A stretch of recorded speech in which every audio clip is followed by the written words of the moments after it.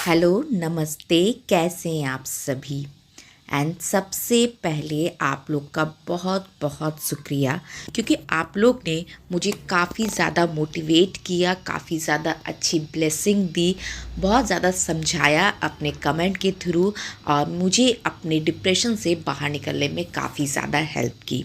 हमेशा मैं ही आप लोग को मोटिवेट करते आई हूँ अपने वीडियोस के थ्रू, बट कुछ दिनों से आप लोग ने मेरा बहुत ज़्यादा साथ दिया, so thank you so much. तो जैसा कि ये वीडियो है सुबह की, जब मैं मॉर्निंग में ब्रश करने के लिए अपने वॉशरूम में आई थी, तो जहाँ पर हम अपने ब्रश एंड टंग क्लीनर को रखते हैं इस तरह के ग्लास में, एक्चुअली ये वाला जो कप है ये मैं यूज़ नहीं करती थी, इसलिए कुछ दिनों से ये मेरे वॉश बेसिन में यूज़ हो रहा था। बट जब हम इसमें ब्रश वगैरह को रखते हैं तो मैंने देखा कि इसके अंदर बहुत ज़्यादा ही पानी इकट्ठा हो जाता है और जो फिर फंगस लगने के चांसेस काफ़ी ज़्यादा यहाँ पर बढ़ जाते हैं। तो वो चीज़ को मैं बाद में देखूंगी। सबसे पहले मेरा जो मॉर्निंग रूटीन रहता है, ब्रश करती हूँ उस समय अपने वॉश बेसिन को बहुत ही अच्छी तरीके से मैं साफ़ करती हूँ ताकि ये पूरे दिन क्लीन रहे। और बाथरूम की साफ़ सफाई जब मैं शावर लेती हूँ तब वहाँ का फ्लोर क्लीन करती हूँ। तो इस समय मैं अपने वॉश बेसिन और उसके जो मिरर होते हैं बस एक लूफा के हेल्प से अच्छी तरीके से क्लीन कर देती हूँ ताकि ये बहुत ही ज़्यादा साफ़ हो जाए। एंड यस, जब आप अपने बेसिन को, अपने मिरर को क्लीन करें, साथ ही साथ उन्हें ड्राई करना बिल्कुल ना भूलें। बस एक सूखा कपड़ा या माइक्रोफाइबर कपड़े से आप जब इसे ड्राई कर देंगे तब इसकी चमक और ज़्यादा बढ़ जाती है। नाउ अब मैंने जो काम लेके रखा था, जो मुझे दिखा कि मेरे टूथब्रश के लिए कोई भी अच्छा होल्डर नहीं है, कोई अच्छा स्टैंड नहीं है, उसके लिए मैंने इसे लिया। ये एक ऑनलाइन साइट से मैंने मंगाया था जिसकी एडसिव बिल्कुल जा चुकी है। ये एक अच्छा स्टोरेज बॉक्स है जिसमें आप अपना रिमोट वगैरह, टूथब्रश, टंग क्लीनर को बहुत ही अच्छी तरीके से स्टैंड मोड में रख सकते हैं। बट एडसिव ना होने के कारण मैंने इसे एज इट इज़ छोड़ दिया था। तो आज मैंने बस लिया है डबल टेप, अच्छी तरीके से इसे लगाया है ताकि ये लॉन्ग लास्टिंग बन सके, और इसे लगा दूंगी अपने वॉश बेसिन के इस एरिया पे। अब इसके नीचे होल भी है तो पानी वगैरह अगर इकट्ठा होते भी है तो वो यहाँ बहुत ही आसान तरीके से निकल जाएंगे। तो ये एक अच्छी पार्ट है इसकी। ऑनलाइन बहुत सारे ऐसे स्टोरेज बॉक्स या बहुत सारे ऐसे होल्डर मिलते हैं जिसमें एडहेसिव के थ्रू आप उसे स्टिक कर सकते हैं, लेकिन मैंने तो अपने एक्सपीरियंस से बस यही सीखा है कि उनके एडहेसिव बहुत जल्दी निकल जाते हैं। अगर आप भी इन सारी चीज़ों में इन्वेस्ट करते हैं तो फिर उसके एक्चुअल एडहेसिव निकल जाने के बाद आप उसे डबल टेप से वापस से यूज़ कर सकते हैं। तो ये है मेरे लिविंग रूम का एरिया, और अभी विंटर के सीज़न पे इस साइड यानी विंडो साइड काफ़ी अच्छी धूप आती है, लेकिन यहाँ पर कुछ ना रहने कारण मुझे यहाँ पर एक प्लास्टिक का चेयर लेके बैठना पड़ता है धूप लेने के लिए। तो सोचा क्यों ना आज थोड़ा सा लिविंग रूम का मेकओवर किया जाए। एक्चुअली ये वाला मेकओवर करने का एक और रीज़न ये भी है क्योंकि लास्ट टाइम जब मेरे पापा यहाँ पर आए थे और मैंने उनके साथ बहुत ही अच्छा क्वालिटी टाइम यहाँ पर स्पेंड किया था, बट जब अब पापा जा चुके हैं तो जैसे ही मुझे ये सोफ़ा देखती हूँ, जैसे ही मैं उनका बेडरूम देखती हूँ, मुझे बहुत सारे यादें उनके आ जाते हैं।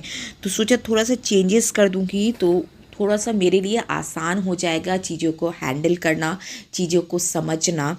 तो ये आइडिया मेरे हस्बैंड का था कि थोड़ा सा तुम अपना फर्नीचर वगैरह को चेंज करो, बार बार अगर पापा वहाँ पे याद आते हैं तो उस जगह को चेंज करोगी तो तुम्हारा मूड भी अच्छा रहेगा। तो इसलिए थोड़ा सा चेंजेस ज़रूरी है। वैसे मैं तो ये कुछ पर्सनल रीज़न की वजह से कर रही हूँ, बट आप भी अगर अपने घर का मेकओवर करना चाहते हैं लेकिन वही फर्नीचर, वही सारे आइटम, वही पुराना सोफ़ा, वही डाइनिंग टेबल, तो वही सारी चीज़ों को, स्पेस को चेंज करके आप अपने घर को नया लुक दे सकते हैं। यस, कभी सोफ़ा इधर है तो कभी सोफ़ा को उधर कर दे, डाइनिंग टेबल के स्पेस पे आप कुछ और चीज़ें लगा दें, डाइनिंग टेबल को कहीं और कर दें। इस तरीके से आप अपने मूड को तो अच्छा कर ही सकते हैं, प्लस आपके घर में एक फ्रेश एनर्जी भी आ जाती है। वेल, जब मैं इन सारी चीज़ों को कर रही थी तो मुझे यहाँ का जो सॉकेट था, इसमें एक सॉकेट का हुक फंस गया था जो मेरे टेबल लैम्प का था, तो उसे मैं यहाँ पे हटाऊंगी। ये देखिए इस तरीके का ये था। तो वेल, ये चीज़ दिखाने का आपको बस एक सिंपल सा ये भी रीज़न है कि बहुत सारे ऐसे छोटे मोटे काम होते हैं इलेक्ट्रिशियन के, कारपेंटर के, जो हम बहुत ही आसान तरीके से कर लेंगे। अगर यही चीज़ को बुलाने के लिए मैं कोई इलेक्ट्रिक मैन को बुलाऊं तो वो मुझसे 100 रुपये तो कम से कम लेगा। इन सारी चीज़ों से आप अपने छोटे मोटे खर्चे को यूं ही मैनेज कर सकते हैं। इतना तो हम सभी जानते हैं कि किस तरीके से ये सारी चीज़ें रहती है, तो बस सेफ्टी के रूल्स को फॉलो करके आप ये सारी चीज़ें आसान तरीके से कर सकते हैं। सो नाउ मेरा रूम बिल्कुल तैयार हो गया है। अब क्या हो गया ना कि मैं अपनी लाइफ में वो सारी चीज़ों को अहमियत देने लगी हूँ जो मुझे इनर खुशी देते हैं, जैसे हो जाते हैं प्लांट्स। यस, प्लांट्स एक ऐसी चीज़ है जो मैं यहाँ पर घंटों भी बिता दूँ तो मुझे बोर नहीं फील होता है। मैं उनसे बातें करती हूँ, उनकी केयर करती हूँ। वेल अगर आप प्लांट के रिपोर्ट में या अगर प्लांट की रिपोर्टिंग अगर आप उसे समय देंगे तो आपके प्लांट्स बहुत ही अच्छी तरीके से ग्रो तो करते ही करते हैं, प्लस आपके साथ उसका एक अलग सा कनेक्शन बन जाता है। वेल रिसेंटली मैंने नर्सरी से ये वाला इंडोर प्लांट लेके आई हूँ जो देखने में खूबसूरत तो लगता ही लगता है, प्लस ये सारे कलरफुल प्लांट्स मुझे काफ़ी ज़्यादा पसंद है। इंडोर होने के कारण मैं इसे घर पे आसान तरीके से लगा सकती हूँ। और अभी जैसे कि मैं 15 से 20 दिन अभी घर पे नहीं थी तो सारे प्लांट्स बहुत ही ख़राब हो गए हैं, कोई भी ग्रो नहीं हो रहा है। तो अब जब घर आई हूँ तो इन पे भी ध्यान देना मेरे लिए काफ़ी ज़्यादा इम्पॉर्टेंट है। इसलिए आज मैं इन सारी चीज़ में एक कंपोस्ट डालने वाली हूँ। ये बेसिकली वर्मी कंपोस्ट है जिसका मैं 10 किलो का पैकेट ख़रीद के लाई थी। बहुत ही आसानी से आपको किसी भी नर्सरी में मिल जाएगा या आपके यहाँ पर कोई लोकल मार्केट लगता है तो वहाँ पर आप इस चीज़ों को खरीद सकते हैं। तो यहाँ पर वर्मी कंपोस्ट लाके मैं जितने सारे मेरे घर में प्लांट्स हैं, गुलाबी का हो गया, गुलाब का हो गया, उन सारी चीज़ों में ये प्लांट्स डालूंगी। बेसिकली वर्मी कंपोस्ट क्या होता है कि इसे हम केचुआ खाद हिंदी में कहते हैं। जो भी गोबर होता है, पुराने साग सब्जी होते हैं, उसे एक बड़ी सी एरिया में रख के वहाँ बहुत सारे केचुओं को डाल के ये केचुआ खाद यानी जिसे हम वर्मी कंपोस्ट कहते हैं वो बनता है, जो हमारे प्लांट्स के लिए काफ़ी ज़्यादा ही बेनिफिशियल है। अगर मैं साधारण भाषा में आप लोग को समझाऊँ तो जैसा के लिए हमारे अपने शरीर में, हमें अपनी बॉडी में कुछ हम एक्स्ट्रा लेते हैं, दूध लेते हैं, फ्रूट्स लेते हैं अपने आप को एनर्जेटिक रखने के लिए, सेम उसी तरीके से प्लांट्स के साथ भी होता है। उन्हें एनर्जेटिक रखने के लिए, उनमें एनर्जी बनाए रखने के लिए हमें कंपोस्ट डालना काफ़ी ज़्यादा इम्पॉर्टेंट है, जो उसे ग्रो करने में काफ़ी ज़्यादा हेल्प करता है। यहाँ पर मैंने सारे प्लांट्स में कंपोस्ट डाला है। मैं अभी अपने आप को इतना ज़्यादा बिजी रखने का कोशिश करती हूँ अपने प्लांट्स के थ्रू, अपने घर को क्लीन रखने के थ्रू, ताकि कोई भी बुरा ख्याल या ओवर थिंकिंग मेरे माइंड में ना आए। क्या होता है कि जब हम ओवर थिंकिंग करते हैं, बहुत ज़्यादा किसी चीज़ के बारे में सोचते हैं, तो हमें उस चीज़ को बार बार सोचना, उस चीज़ के अंदर और जाना की इच्छा होने लगती है और फिर उससे बाहर आना काफ़ी ज़्यादा हार्ड होता है। इसलिए मैं कोशिश कर रही हूँ कि मैं ओवर थिंकिंग के कुएं में बिल्कुल ना जाऊँ। ये मैं सभी के लिए बता रही हूँ। अभी पापा के जाने के बाद बहुत सारे ख्याल मन में हर सेकंड आते हैं, बट मैं अपने आप को स्ट्रांग रखने की कोशिश कर रही हूँ। बेसिकली स्ट्रांग रहना ये खुद के हाथ पे होता है। अगर हम थिंकिंग ना करें, थिंकिंग क्या ओवर थिंकिंग ना करें, तो हम अपने आप को स्ट्रांग बना सकते हैं। बस हमें उस कुएं में नहीं जाना है जो ओवर थिंकिंग का है।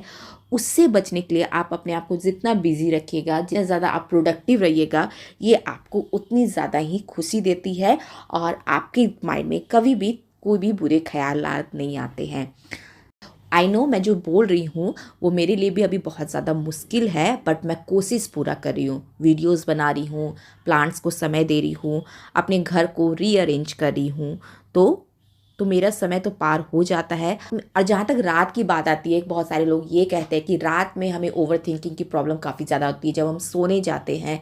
तो मेरे साथ अभी ये हो रहा है कि दिन में इतना सारा काम कर लेने के बाद, बच्चों का केयर, घर का केयर, पूरे घर को मैनेज करने के बाद, रात में जब मैं सोने आती हूँ तब मुझे इतना ज़्यादा नींद आने लगती है कि किसी भी तरह के ख्याल मेरे मन में नहीं आते हैं।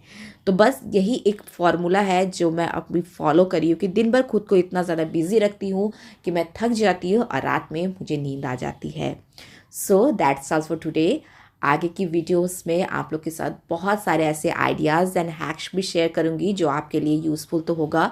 ये मोटिवेशनल वीडियो आपके लिए तो था ही था, साथ ही मैंने ये खुद के लिए भी बनाया है ताकि आने वाले समय में मैं और ज़्यादा स्ट्रॉन्ग बन सकूं।